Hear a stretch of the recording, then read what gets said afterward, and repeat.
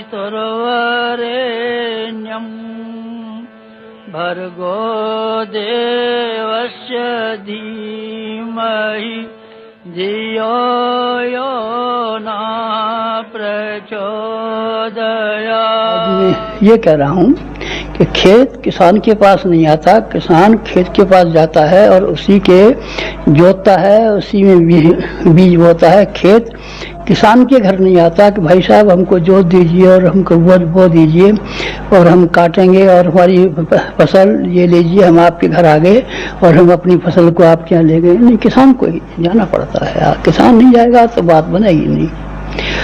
बादल जाते हैं, बादल ही जाते हैं सारी दुनिया में। दुनिया बादलों के पास जाए, दुनिया बादलों से ये कहे कि हम आपके पास आए हैं और हमको पानी बरसा दीजिए और हमको पानी पिला दीजिए और हमको यहाँ जरूरत है, नहीं, कोई नहीं जाता, बादल ही जाते।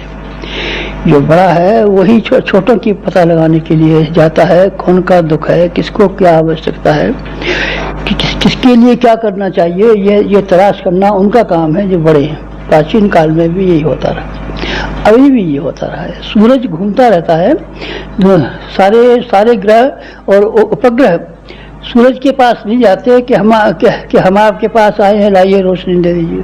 नहीं, वो ग्रह उपग्रह अपने काम से लगे रहते हैं। सूरज ही घूमता है, सूरज ही सारे न केवल पृथ्वी को बल्कि ग्रह और उपग्रहों को भी रोशनी वहीं फेंकता है, उसी को घूमना पड़ता है। चंद्रमा भी घूमता है।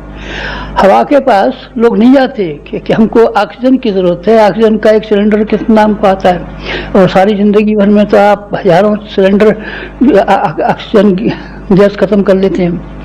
गए हैं आप कभी हवा के पास? नहीं, हवा ही आपके पास आती है, आपको पता भी नहीं चलता कब हवा आई थी कब नहीं आई थी। आप सोए हुए होते हैं तभी आपकी नाक में घुस जाती है, फेफड़ों में घुस जाती है और आप जिंदा रहते हैं। महत्वपूर्ण व्यक्ति ही हमेशा दुखियारों के पास गए। तीर्थ यात्रा प्राचीन काल में इसी बात की थी कि जिन लोगों को ज्ञान नहीं है, जो अपना भला बुरा नहीं समझते, जो अपनी समस्याओं के बारे में जानकारी रखते नहीं है और जिनको उनके समाधान नहीं मालूम है, उनको योग्य आदमी पैदल यात्रा करके गांव-गांव जाते थे, घर घर जाते थे और घर घर जा करके उनके यहाँ से पता लगाते थे। आपको मालूम है ऋषियों की एक पद्धति थी, बड़ी शानदार पद्धति, उसको अलख जगाना कहते हैं। अलख जगाना कहते हैं, घर घर जाते थे, अलख जगाते थे, भिक्षा भी मांगते थे। कोई न कोई बहाना तो चाहिए, बिना बहाने के बिना तो कैसे जाएंगे। हम भी जब मालवीय जी के साथ में आसनसोल जेल में थे तब उन्होंने ये कहा था लोगों से संपर्क बनाओ, संपर्क नहीं बनाओगे तो कांग्रेस तुम्हारी कभी मजबूत नहीं होगी। लोगों के जितने संपर्क होंगे, तो हमने कहा हम कैसे संपर्क बनाए, किसी बहाने बनाना पड़ेगा। एक एक मुट्ठी अनाज हर एक से मांग करके लाओ अथवा कुछ और कुछ करो, के लिए कोई बहाना तो चाहिए। ऋषियों के पास यही बहाना था कि वो एक एक टुकड़ा रोटी मांगते थे अथवा एक मुट्ठी अनाज मांगते थे। अरे हम बैठ के खिला देंगे आपको, पूरा जितना भोजन चाहिए आप यहीं बैठ के खा जाए कि ये नहीं भाई साहब, आप क्या नहीं खा सकते, क्योंकि हमारा संपर्क नहीं बनेगा। संपर्क बनाने के लिए हमको एक एक मुट्ठी अनाज ही 100 घरों से मांगना पड़ेगा, ताकि 100 घरों में जाएं और उन लोगों से पूछताछ करें, उन लोगों की बात मालूम करें, उनके दुख और दुख की बात मालूम करें, अपनी बात उनसे कहने का, उनकी बात सुनने का एक मौका तो है। भिक्षा से क्या है, भिक्षा तो आदमी चार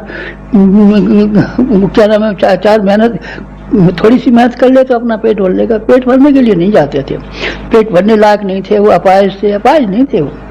लोगों के पास संपर्क का कोई बहाना जाते थे, अरे भाई लाओ रोटी का एक टुकड़ा हमको दो, ऐसा पूरी रोटी खाइए नहीं तो पैर पे ना, पूरी रोटी नहीं खाएंगे, एक टुकड़ा देंगे आपके यहाँ से। संपर्क बनाते थे, संपर्क बनाना बड़ा काम है। लोगों के पास, गए हुए लोगों के पास, गए गुजरों के पास आपको ही संपर्क बनाना पड़ता है। नारद जी से भक्ति के संवाद सुनने के लिए, उनकी कीर्तन सुनने के लिए जनता इकट्ठी नहीं होती थी। नारद जी 2.5 घड़ी ही एक जगह बैठते थे और 2.5 घड़ी के बाद में फिर वो दूसरी जगह चले जाते थे, तीसरी जगह चले जाते थे। बराबर उनका घूमना फिरना ही बना रहता था। नारद जी इसका कीर्तन सुनने के लिए कभी सभा नहीं हुई, कभी कमेटियाँ नहीं हुई। नारद जी स्वयं ही लोगों के पास गए और उन्होंने जा करके लोगों से कहा आपको भी अब यही करना पड़ेगा। तीर्थ यात्रा आपको करनी पड़ेगी। पापों का प्रायश्चित करने के लिए तीर्थ यात्रा की जाती है और पुण्य कमाने के लिए भी तीर्थ यात्रा की जाती है। दोनों ही कामों के लिए अगर आपने कोई जीवन में गलतियां की हो तो आप उसका प्रायश्चित कीजिए तीर्थ यात्रा के लिए, और अगर आपने पुण्य कमाना है तो अभी आपके लिए सबसे सरल तरीका यह है कि आप तीर्थ यात्रा कीजिए।